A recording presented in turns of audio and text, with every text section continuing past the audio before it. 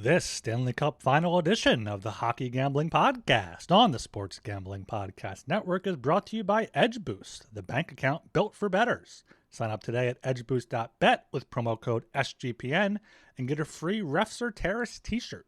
Claim your shirt at sportsgamblingpodcast.com/refs. We're also brought to you by Naira Bets. Get your $25 free bet for the Belmont by going to nyrabets.com/SGPN25, promo code SGPN25.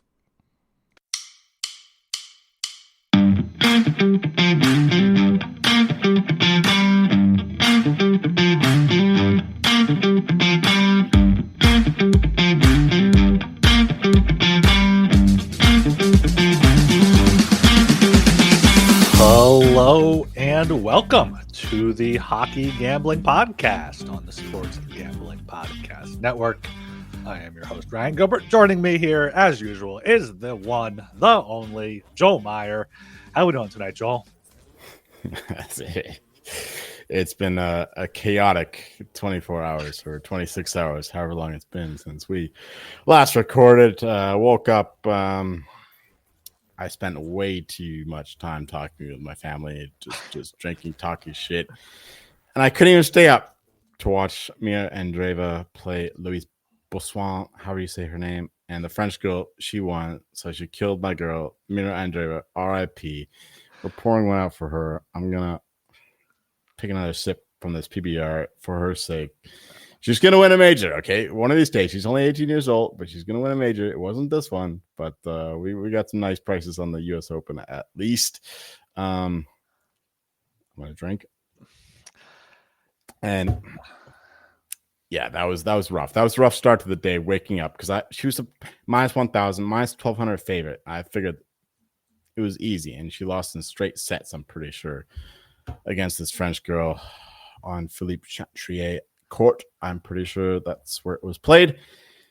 That was a rough start to the day, but thankfully we had some Djokovic, and of course we parlayed that with the Euros to win the Ryder Cup. We got like a million things parlayed to that now, so we might have to hedge at some point. We'll figure that out later, but yeah, hail Joker, man. He's going to go against Sinner. Thankfully Zverev made him work a little bit. Djokovic finally lost a set. Some of those blisters factor in, but I do not expect Sinner to lose in that one. But yeah, we could talk about hockey all the rest of the show, but that was how my midday went before I got properly settled into watching this epic match between the Florida Panthers and the Edmonton Oilers. My word, like, this is elite hockey at the very best. Like, God, fuck the Carolina Hurricanes for not being in it, because it would totally destroy the whole experience, because they do not play hockey the right way. Unlike the Florida Panthers, unlike the Edmonton Oilers, this is going to be a hell of a fight. That's why we saw a full, almost 2 overtimes in this one. But yeah, I'm worn out, man. I'm worn out. How are you doing? I'm doing good. I mean, it's almost midnight here on the East Coast. I didn't sleep well last night. Wasn't sure if we would be podcasting tonight or tomorrow, but I mean, I was feeling up for it, and then it went deep into overtime. I'm like, all right, well, we'll see how this goes. And I mean, what a just absolutely amazing hockey game. Unless you're like a diehard fan of one of these teams, I can't imagine your heart rate during that overtime. I mean, you've experienced that very, very recently with your Colorado Avalanche, but I mean, I'm glad I've had this cognitive dissonance that I don't have to be so invested, because I can just enjoy this almost as a fan. Just Yeah. As long as Bob doesn't win Conn Smythe, we're good. Yeah, well, I mean, we're very much a Panthers podcast. We've been very transparent about that, and even with the Oilers winning, I mean, the only down thing is they won on a power play off of a delay of game penalty, which is whatever there. But I mean, such high flying action back and forth for pretty much the entire game. There were some portions where there were some tight checking there, but I mean, just great hockey. And the Oilers, paired up Draisaitl, McDavid. Knobloch decided to go with those two guys, run with his horses, and I think he had Perry mostly on that line, and then Kane with Nugent Hopkins and Kapanen, great chance in overtime there on the breakaway. Same thing for Bouchard, but Leon Draisaitl, 2 goals, opens the scoring, gets the overtime game winner. I have not looked at the Conn Smythe odds yet, but I imagine that does him some good. I'm seeing here McDavid -130, Bob 4-1, Draisaitl +450, and then our boy Barkov down there at 11-1. We'll get into all the odds and whatnot later, but I mean, we can talk about that. Just an incredible hockey game, an incredible game one. That game had, besides Game 7, obviously last year, that game had more intensity than the first 6 games combined. Wait, the first 6 games of what? Of last year's Stanley Cup Final, because last year it was like blowouts pretty much. I think there was fair enough. You're right. Yeah, because I was blown away. I remember in the second half of the NHL season, I was talking about the Leafs against the Avalanche. Like, the pace of that first period was absolutely incredible. I haven't seen something like that until this finals. Like, that was like the first period, like both guys were just absolutely flying. In that way, I can understand why the NHL would schedule the series to start later than you would expect, because you get both guys just ready to go, ready to fire. They're all pumped up. They're rested. And that's what we get. Like, both teams just going at it, like almost fully healthy. Like, even given the beatdown that they've taken during the course of the whole playoffs, still, like, that was an incredible match.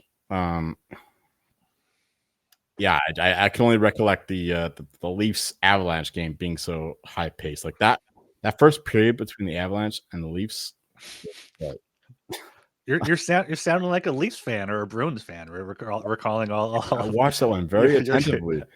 I remember that. I think that was like a nationally televised game on a weekend or something. So I was watching that one too. That was it was intense. Yeah, it was intense. Like, both teams were like flying out there. Like, the Avalanche have such a limit that they can get to, but both teams, the Panthers and the Oilers, reached that limit especially in the first period in this one, and I was totally impressed with both teams. Like, this is like the best 2 teams. Like, you can talk about like the Thunder and the Pacers. Those weren't the best 2 teams in the NBA this season. No way.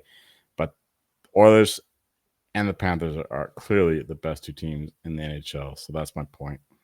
Yeah, I mean, we've complained about it. I've complained about how much time there was off between the conference finals and the Stanley Cup final. Maybe a game, maybe a day or two too long. But like you said, I think they got it right. I'm okay waiting a week if we get these teams, and waiting, having to wait. I mean, we only have one day until Game 2, but then I think it's still going to end earlier than last year too, right? Well, yeah, but then I think we have 2 days off between most of the games after that, which it'll feel long at times, but like, if you get the teams close to 100%, like, what it's like the stat where the better team of a hockey series would win if it was like best of like 50 or something like that. That's just how small the margins are. So might as well get these teams as healthy, as close to 100% as possible, and go at it. And that's what we saw tonight. That's absolutely what we saw tonight. Well, the real fix is starting the season in September, so we don't have to wait till fucking end of June when the ice is melting mid-game before everything finalizes. But that's a story for another day. But yeah, I think that's a good move by the NHL to delay the series this long. Yeah, and I think they were originally going to start it on Saturday. The 7th was expected to be the first day, but with if the Stars won, but both conference finals ending in 5, that would have been too long, having a full week off between one conference final and the Stanley Cup. But I feel like 5 days, it's the right amount. You had a weekend built in there, so it was okay. For sure. I mean, yeah, go ahead. I'm just gonna say, let's get to our puck buck bets here. Didn't necessarily go our way too much, but you actually were positive. You had the over 6.5. That's a win there for you for 15 puck bucks, but you did have the Florida Game 1 Edmonton to win the series for 10 puck bucks, so that was a loss. I also had the over for 25. Then also had 25 on a split between Florida to win and Florida puck line, so I came out just ahead, 1.25 puck bucks on the plus 105 there, over 6.5. Still got my Panthers in 6. We still got all of our Conn Smythe stuff, so we will add to that at the end of the show. Of course, make sure you guys do subscribe, like, comment, rate, review, all of that good stuff on the podcast feed you're listening to. It takes a second. It helps the show a lot, so we appreciate all of that, especially here in the Stanley Cup Final. But I feel like my biggest takeaway, I kind of mentioned it already, was Knobloch loading up Draisaitl and McDavid. Like looking at the Oilers' forward lines, the third line stuck together, Henrik, Frederick, and Connor Brown for 11 minutes. Then you had McDavid, Draisaitl, Corey Perry together for 9 minutes, 36 seconds. Shot attempts were 17-7. Shots on goal were 10-2 for the Oilers, and scoring chances were 4-2. Like it was just all Oilers when that trio, and I think they also got usually Bouchard and Wallman out, or Kulak, Bouchard and Kulak on the ice for that fivesome out there. And when they were on the ice, it was like, all right, let's see if the Panthers can hold on. And then when they're off the ice, the Panthers have to take advantage of that because the Panthers are a better team. We saw that in this game. They are the better team. It's just the Oilers have the two best players on the ice, with all due respect to Barkov and Kachuk and all those guys. I mean, Draisaitl and McDavid are clearly the two best guys on the ice. Absolutely. You got stuff. You got the smart stuff going. I'm fucking drunk because I was totally excited for this game. You know, I woke up nearly noon, just cracked up on a beer because I'm totally excited for Stanley Cup Finals hockey, right? I'm sorry, I'm not probably in the best position to give good advice, but from my experience, from my engagement with this game, is that the Oilers were the significantly better team, and I don't see. You didn't think so? Oilers significantly better. Significantly better. Maybe, yes. maybe better. Maybe, you know, I mean, you saw me overreacting there in the first 5 minutes. Like I was, the sky was falling down, but I don't know if they're the better team overall. I think with Knobloch showing his cards of putting McDavid and Draisaitl together so much, so early in game one, I feel like that gives Paul Maurice a chance to, you know, have a day off now to game plan against that and be like, all right, how can I better, you know, either attack other lines or do what I can to defend against that line? Because, you know, looking at the advanced numbers was pretty even. Shot attempts 79-72 for the Panthers. High danger chances were 15-12 for the Oilers. Expected goals 3.6 to 3.1 at 5-on-5 for the Panthers there. So there were definitely times where the Oilers looked like the much better team and looked like they were going to, you know, finish them off there. But then the Panthers came clawing right back. And I mean, the Oilers maybe look like the better team in this one. I don't know if I would say significantly. The third period, they looked very good. The Panthers had what, 2 shots on goal, I think. Well, you know what, Ryan? The ultimate judge of all this is the money puck. Oh, yes. I'm sorry. I even said anything before. Yeah, we have to consult the winometer, and you know what? The winometer, 61.3% for the Oilers, and that reflects how I thought the game. I thought for sure the Oilers were the 60 to 40% team in this one. I thought they had the better advantages. They had the better puck rushes. The Panthers didn't have too much going forward. Bobrovsky made a few crucial saves, I guess, but I don't know. I thought the Oilers carried the play, and I don't know what to say now. Like even McDavid, he was kept quiet. Like Barkov did not do a lot. I didn't hear Barkov's name maybe just a few times in overtime. Overtime, a few good. He had a few good chances like midway through in the second half, but like early on, it was just like maybe he was just out there playing good defense. Yeah, it's not a bad thing, but I would like to hear him have the puck or see him on the ice in the offensive zone. Obviously, I understand he's their defensive guy, but you know, just want to see a little bit more. A lot of this comes down to special teams too, right? Like the Panthers' first 2 goals, they're on the power play, and the fucking stupid challenge by the Oilers resulted in that second Panthers goal. Even though it was, what was it? An offside there. It was clearly no. It was Bennett. Like Bennett was tripped by Kulak, I believe, onto Skinner. Right? Is that what happened? Fuck if I don't know. I think that's what happened. Like Bennett fell down onto Skinner, but Kulak is the one that tripped him, and it hit off Bennett and went in. Bennett now has 12 goals in the playoffs, 11 of them on the road. Do you think it was a good challenge though?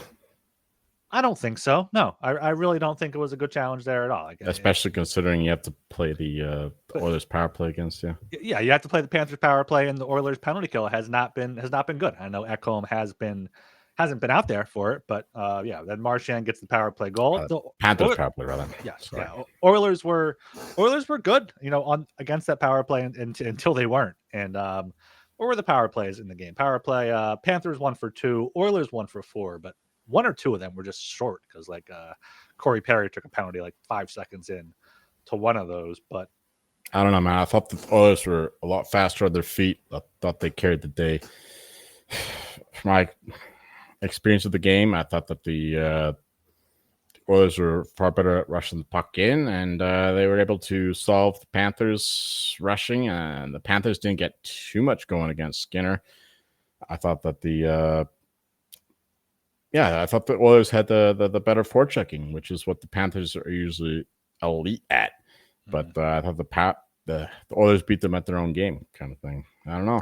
I thought the Oilers were the better team. I mean, 61%. You can't argue with the numbers. No, you can't. You can't argue with the winometer. You can't argue with the winometer. No speaking of Skinner, though, there's a lot of talk of Jeff Skinner leading up to the series, and I believe he was a healthy scratch tonight. Oh yeah, Arvidsson scored too. That was not a good goal for Bob to give up. I know there was a screen in front of him. You love all the bad. You gotta stop that one there. All right. We also love Edge Boost. Edge Boost is the first ever bank account built for bettors, ensuring all gambling transactions are approved. No usage fees, no minimums, earn cashback rewards, and 100% approval for all betting deposits.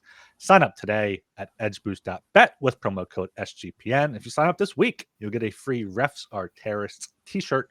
Go to sportsgamblingpodcast.com/refs to claim your free shirt. And of course, we got Underdog. Underdog is going long for the NBA Finals with their extender bonus. Hop in game 1, and the longer the series goes, the bigger the bonus. Make sure you check out Underdog, claim your special pick, and first time deposit offer with promo code HGP up to $1,000 in bonus credits. That's underdogfantasy.com, promo code HGP. And of course, got the Belmont coming up. Make sure you check out Naira Bets. Sign up today using promo code SGPN25 and get a $25 free bet plus $200 deposit match bonus. Whether you're a seasoned bettor or just getting started, Naira Bets make it easy to jump into the action. This exclusive offer is just for the Belmont Stakes, so don't wait. Join now and claim your free $25. Belmont bet today at nyrabets.com/SGPN25. All right, let's look ahead then to game 2 here on Friday night. We should address the chat though. I'm not seeing. Let's go with this one. Are there any suspected player injuries that aren't exposed yet? I thought that Jake Wallman looked pretty seriously hurt, but he came out strong after that alleged injury. Yeah, he got a stinger there. Not sure where that puck hit him. One of the Panthers' fourth liners, Gadjevich, went off a little bit. I'm seeing here he only played 6 minutes this game, so that could be an issue there. But they have guys they can put in for Wallman. Is a much more significant Wallman, but he was out. He was back out there. He was fine. Yeah. Ekholm played 23 minutes. Playing on adrenaline though, right? Yeah. So I mean, we'll see what happens there with Wallman. But even so, they can just put Stetcher back in. He was decent. I mean, Richmond Troy. I don't know. He's a replacement for Jake Wallman the way that he's played for the Oilers. But Oilers are already getting bet even on our screen here. Minus 125 to minus 130. Interesting. Yeah, I don't think there's any major injuries. You agree with the move? All right. Well, let's just get right into it here. We got the 8:00 Friday night Florida Panthers plus 110. At the Edmonton Oilers, minus 130. Totals at 6.5. Over at plus 105. Under at minus 125. Joel, take it away here. Well, like I said before, I thought that the Oilers were the better team. The winometer agrees with me. And I don't see how the Panthers can contain the way the Oilers are playing. Like the Panthers benefited from stupid Oilers penalties, and they benefited on that stupid Oilers challenge. which is why they got those 2 power play goals. And There was only one power play goal for the Panthers, by the way. It was just the one after the challenge. didn't they score on the power play before? They did not. No. Oh, I thought it was a power play goal that led to the challenge. Okay, fair enough. But I thought that the Oilers were the better team, 5-on-5, absolutely. And I didn't see a lot go on for the Panthers in this series. It's going to be tough for the Panthers, given the fact that they do not have the home ice advantage. They can't line up Barkov and Forsling against the McDavid line. Although McDavid was kind of quiet in this game, but doesn't matter when fucking Leon Draisaitl is just going off.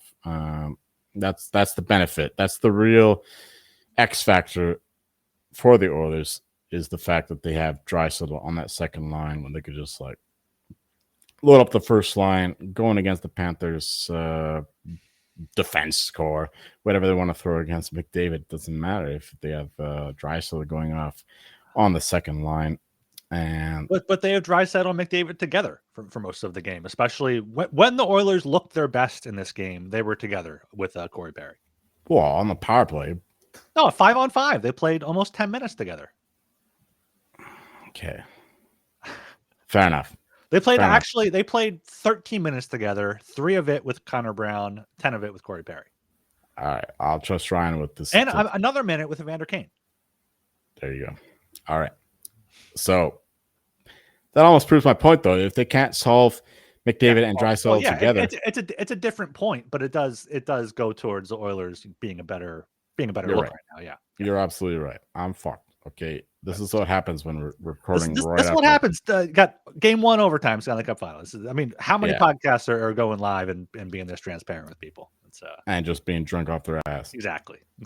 Yeah, I mean, like I said, I'm just like, based on my limited exposure to this game, limited rational exposure to this game, I should say, I would say that the Oilers were simply the better team, and I don't expect that to change for the next game. And because they're still not going to have the advantage of placing Barkov and Forsling against the Oilers' elite, it's going to be tough for the Panthers. So minus 130, though, it seems right to me.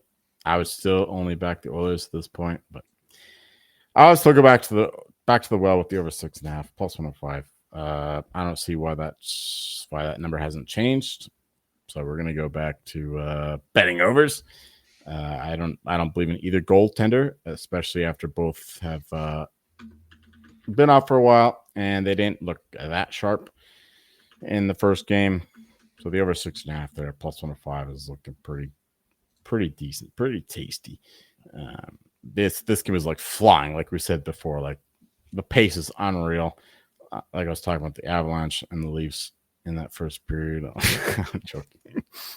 No, the pace is unreal. That's my point. And we're going to see a lot of scoring chances. And I don't believe in the goaltenders for either team. So over 6.5 fair would be my favorite bet for this one. But I do think that the Oilers get the job done. Yeah, I do agree with you there on the over 6.5 at plus money. I mean, it got bet down to 6 by puck drop, right? I think it got down to 6. But yeah, looking at the expected goals at 5-on-5, like I said, 3.16 to 3.66. Granted, 1.6 of those in total were in overtime there, including 1.07 for the Panthers. Not sure how they got. Did they have a great chance in overtime that Stu Skinner stopped? I don't really remember anything there. I know the Oilers had a few, but yeah, all situations, expected goals were 4.49 to 3.88 for the Oilers. So I do like that over quite a bit, plus 105, but I'm going to go zigzag. I'm zigzagging here with the Panthers at plus 110. And I got, kind of a narrative play for this. So after, a long game, the Oilers are going back home. I don't know if they're staying in a hotel in the city. I imagine they're not. So they're going back home. They're separating, going back to their families. Whether they want to admit it or not, that's going to be somewhat of a distraction for them. Meanwhile, the Panthers going back as a team to the hotel. This isn't the fucking bubble playoffs, but it's not. It's not. I'm not saying there's going to be a distraction. I'm not saying they're going home and fucking their wives in celebration or whatever they're doing or whatever you're trying to say. But I feel like the Panthers, being a team on the road together, they flew in on Tuesday to get the extra rest.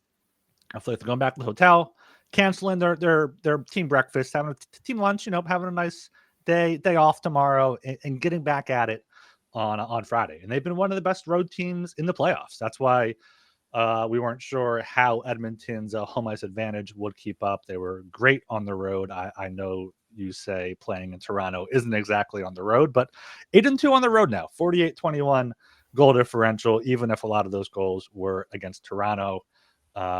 And I think, McDavid and Draisaitl might be feeling it a bit more on Friday, and we'll see the Panthers' depth come out of it, because the Panthers do have the depth. Like, you look at their third line, it's better than that Henrique, Frederick, and Brown line. It just is. That's a grind line. The Lundell, Marchand, Luosterainen line, Luosterainen had some good chances there. Marchand had the goal, some other good chances. So, I don't know. We've said it's going to be a long series all along. I could see the Oilers going up 2-0 and the Panthers tying it back up at home. But if you give me the Panthers at plus money here, I think I'm going to have to take them at plus 110. And like I said before, I think the over 6.5 there is probably a good look. You're probably right. I don't know, man. I'm not betting the money line, that's for sure. I just want to see 7 games. I want to see 7 games. Yeah. If anything is like, if the rest of the series is like the first game, I want to see as much hockey as possible. So that's what I'm rooting for. Yeah. So for the series here, we got the Oilers minus 210, Panthers plus 180. I mean, Panthers plus 180. That's I think that's a little bit too high after just one game, especially how close the game was, even if you think the Oilers may have been the significantly better team. Significantly. You have any thoughts on the series price? No, I mean, the Oilers are expected to win game 1 based on the game 1 money line. Mm-hmm. This makes a lot of sense. So everything that we said about the prior to the series still applies. So, but I would still, I don't know, plus 180 there is looking pretty decent for the Panthers. But man, it's a fucking coin flip. Panthers plus 1.5, minus 110. That might be what to play now. Sure. We do expect this series to go 6 or 7, so maybe some value there. But I don't know. I was really impressed with the Oilers. You might not have been as impressed as I was. I was very impressed with the Oilers. They're a completely different team than last year. They're defense focused, and they get offense. I'm starting to worry about my over 5.5 games because the Oilers should have won that game in regulation, according to me. According to the winometer as well. I mean, you can't argue with that. Of course. The Joelometer too. The expected. Well, yeah. What were the expected Joels for this game? We can get series total games here. You can get 7 still at 2-1, 6 games at plus 205. My DraftKings doesn't have an over 5.5, but I imagine that's probably still. We should find that market. I'm going to find it. I'm looking at MGM right now. I know that's not always the best. I did find it at minus 195 on Bet365 before game 1. I'll find that at some point. That's pretty damn good. When you're babbling about Conn Smythe after the ad break, I'll find whatever the total there is. Series correct score. You got Oilers in 5 if you're worried about your over 5.5, plus 370. Panthers in 6 at 6-1. Panthers in 7 plus 550. Oilers in 7 plus 450. I think that's what it was still even pre-series. It was around there. Yeah, I don't know. Those index markets, I can't do the math for them. So yeah, it's when you do the whole calculations, you'll find a whole bunch of hidden vig in there, and I'm not interested in delving into all that. So I want to see like two-way markets. Yeah, that's fair enough there. Series player props, we got most goals, Draisaitl at plus 105, Bennett at plus 350. Everyone else is 11-1 or longer. Both of those guys had 2 goals there. Oh my word. I was so excited. Let's see the German national team kill it at the Olympics next year. Fucking right. Tim Stützle, you got Tim Stützle. Marcus Sturm. We didn't mention Marcus Sturm being the head coach for the Boston Bruins. So my hidden team there in Boston have the head coach of the German national isn't there team. another good German player? Is one of the Sabres guys German? Paterka.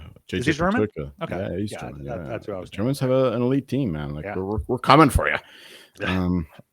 Yeah, Marcus Sturm for the Bruins. That's a fucking good hire, I think, because he led a riffraff team to the finals there at the Olympics that the NHL players weren't allowed to go to. Yeah. All right, let's get to the ads here. Then we'll get into the Conn Smythe stuff. We are brought to you by the Circa Ultimate Fantasy Football Giveaway. Circa Resort and Casino in Las Vegas is giving away the ultimate fantasy football experience for a 12-person league to draft in Vegas and be treated like VIPs for their stay. You'll get a limo ride from the airport, a $5,000 tab for your stadium swim, and a hotel stay for you and your 11 league mates. You can always get 15% off at all the Circa properties with promo code SGP15. Enter the Ultimate Fantasy Football Contest for free at sportsgamblingpodcast.com/circa. That is sportsgamblingpodcast.com/CIRCA. And of course, we got Rhythm. You've heard us talk about them before. And you got the power trends here. Air detected patterns where Rhythm's model has consistently won at a high return on investment. It's a prop that wins 59% of the time when the line and win probability hit a certain range. Power trends are updated daily, and they're exclusive to Rhythm. No touts, no noise, just clean data-backed bets. Download the Rhythm app, check out Power Trends, and start betting smarter. You know we'll be. Get your 7-day free trial, sportsgamblingpodcast.com/rhythm. And we got mybookie.ag. MyBookie is your place to bet on every sport, including the finals here. For the true DGens, the MyBookie money bag. MyBookie accepts customers from a ton of locations. Easy deposit and lightning fast payouts using crypto. Head to mybookie.ag with promo code SGPN for a 100% deposit match up to $1,000. Terms and conditions apply. That's mybookie.ag. Promo code SGPN. All right, I'm seeing here total games on FanDuel. Over 5.5, -188, under 5.5, +152. So the market's agreeing with you. The odds are coming down for a shorter series. I don't like it. I want to see 6 games. I want to see as much hockey as possible if anything is like the first game. Absolutely there. All right. Also, yeah, over 5.5, -190, under 5.5, +140 there on Bet365. So come down a little bit for the over 5.5.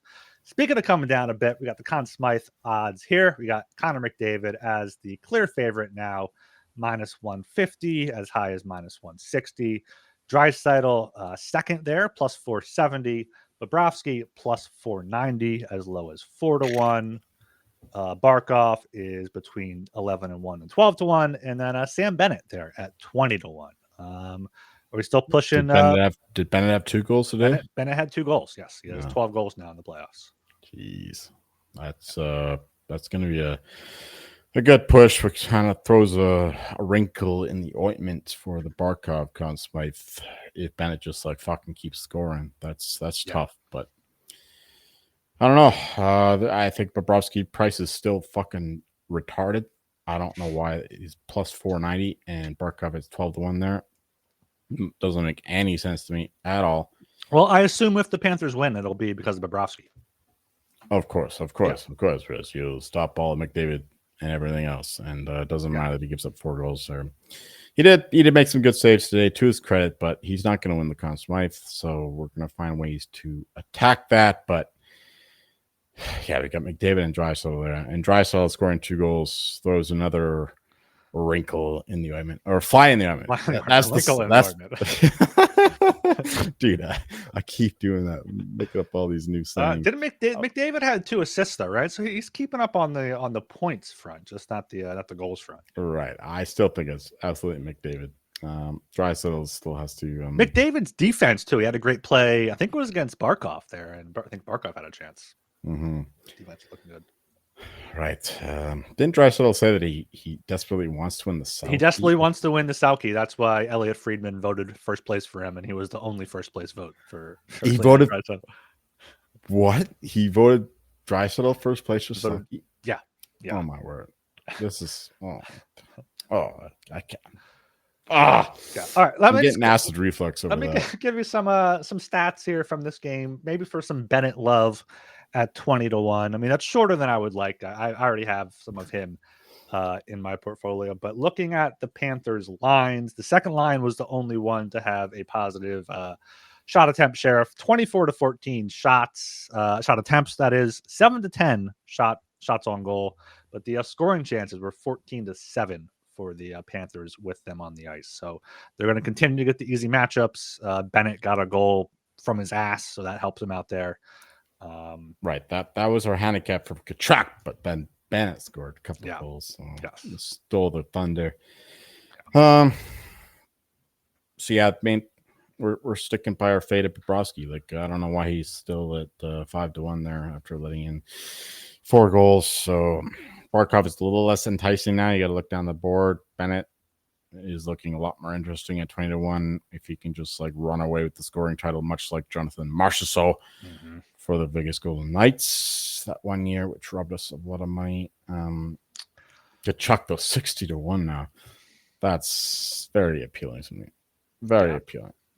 Yeah. If you think the Panthers can come back, you got to have a piece of that. But beyond that, Marchand, he scored as well. Marchand FanDuel has 110-1, but then the next best ridiculous. are 75 and 66. So 110-1. That's a cash. Oilers won one game at home in overtime, and now he's 110-1, and Marchand scored. Yeah, these are the bets you want to be looking at if you want to look down the board. Absolutely love that Marchand 110-1. Oh my word, I wish I had that. I mean, Bennett 20-1 might become one of the 110-1 is clearly off board, more than double the lowest he is there at BetMGM. Right. I'm gonna have to bet my max of $7, whatever I'm allowed on FanDuel on that. Jeez, just fade Bobrovsky for the Panthers. I mean, he's not winning the Conn Smythe. I'm telling you guys. Yeah. Oh, so, Evan Bouchard, 7 shots on goal in this game. That's going a long way towards. I want the Panthers to win the cup just to prove my point right that Bobrovsky's not going to win the Conn Smythe. Yes. Yeah. Just to be proven right. Yeah. FanDuel doesn't have position of Conn Smythe back up yet, but I imagine that would be probably over -500 to the moon with Bob to the moon plus 430. Yeah, that's going to be that -210 a few weeks ago. I regret not just taking an edge boost loan out for that one. Yeah, just fade Bobrovsky. That's the entire impetus for the last 3-4 weeks. Yeah, so I mean, McDavid -150.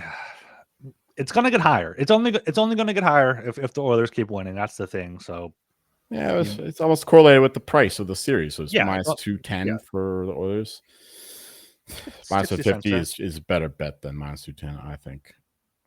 Yeah, I $7 limit for I agree. in the chat. Well, we're probably moving lines here as well, so that's tough about these Conn Smythe markets. It's about matter getting things down, getting money down. See if any of these for Higgy's a little bit off there at 110, but not too much. Reinhardt, it doesn't look like he's going to get it. How is Stu Skinner 40-1 at BetMGM? I mean, 75-1 is more like it. 90-1 is more like it. But it's irrelevant. He's not winning. It doesn't matter. He can be $1 million to 1. He's not getting that. So yeah, we're still going Barkov 12-1. One loss and he's down to 12. Yeah, 12-1. I still get bet. I think. I thought he was pretty impressive in the offensive zone at least. Like, sure, he didn't shut down the main line, but yeah, they didn't have a home ice advantage. They didn't have the right matchups and whatnot. And still, I thought that he was very impressive. Didn't get on the score sheet. He didn't have assists either, right? And Barkov, no, he did not have a point. No, but he's still far more impressive than Bobrovsky. He's still Barkov. Yeah, exactly. Yeah. So we got game 2 Friday night. We'll probably be going live either after that or on we Saturday. Got a real troll. We got a real troll in the chat. Odds on Oilers. Let me show it. I got it. Odds on Oilers to win the cup and Bob to win the Conn Smythe. That's perfect. Thank you, Dave Wet Duck. That would be, what are the odds on that? That would be incredible. I'll book $1 million to 1. $1 million to 1. Anything can happen there. $1 million to 1, All right, let's get to some puck buck bets if we have any. Sharing this tab here. I'm going to take Florida game 2 plus 110 for 25 puck bucks, taking the over 6.5 plus 105 for 25 puck bucks, and then taking Florida Cup plus 180 at 20 puck bucks. I will tell your. Yes, you already got it. Yep. Over 6.5. 25 on that? Sure, why not? All right. And give me what do we have on our site? DraftKings Conn Smythe. We'll pull that up here. What's Kachuk at? What's Barkov at? You got Barkov 12-1, Kachuk 50-1. Just put $5 on both. 200, $5 And I'm just gonna bail on everything and give me fucking Connor McDavid, Conn Smythe, minus 150, 50 bucks. I think he's just gonna win. Well, I mean, if you think Oilers are taking game 2, that's the time to get it in now. I'm also gonna take. I'm gonna take 7 games, 2-1 for put 20 bucks on that. It's a series long bet. Why not? Let's go. Yeah, let's go. Let's see more hockey. Yeah, more hockey. More hockey. We don't want to have to do some summer shows trying to think of shit to talk about. But I mean, we got odds out already for next year, Stanley Cup next year. That's true. Trophies and whatnot. We got draft odds out. We could talk about if we have to. But, we got CFL coming up. Tomorrow, baby. All right, Joel. Yeah. What else you got for this weekend before we talk again after game 2? I haven't bet anything CFL this weekend yet. It'll be just goofy bets because I have no idea how to prepare for a CFL football because it's all fucking mad. But I'm definitely on the BC Lions. I wasn't on this. I'm not a homer usually, but I'm believing in the hype that the British Columbia Lions are going to be a factor this year. So I did bet the British Columbia Lions to go over 9.5 wins rather, and for the West to reach the final to win the fucking Grey Cup the year after it was in fucking Vancouver where I went and I saw the fucking Jonas Brothers fuck his shit to bed. Disgusted me and I left. So British Columbia Lions are going to go far this year. I believe a lot in Nathan Rourke. He seems like he's in a better place now that he's over the fact that he's not going to make it in the NFL. And his younger brother, Curtis Rourke, from our boy Hoosiers, the Indiana Hoosiers, they killed it. He got drafted by the San Francisco 49ers, but his older brother is with the BC Lions now, and they're going to kill it. So let's go, BC Lions.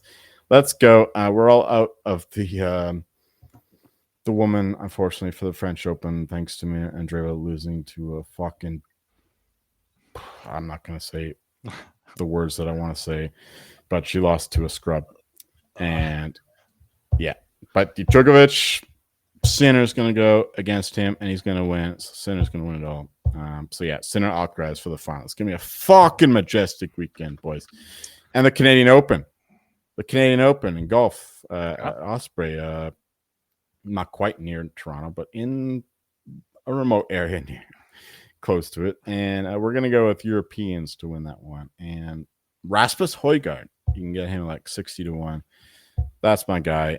Shane Lowry, 22-1. That's my guy for like the one and done. Put a bit on that as well. I think that that's going to be a non-American winner. If you can find like a non-US market for the Canadian Open, I highly recommend betting that. That's what I've got going on for this weekend. We'll see if we record Friday night after the game.